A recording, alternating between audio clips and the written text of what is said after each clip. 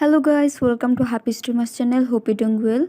In this video I'm going to show you how to delete Gmail account permanently. So guys, let's continue into a Gmail account. Now go to your profile. Now tap on Google account. Now go to data privacy. Swipe down and select delete your Google account.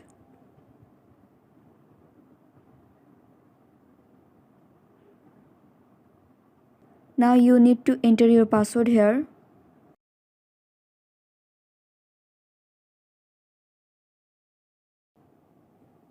And guys, here you can download your data before deleting your account. Now swipe down and check these two options. And after checking, just tap on the delete account and then your account will be deleted permanently.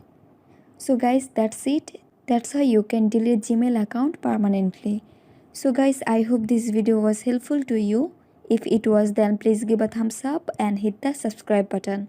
And thanks for watching the video.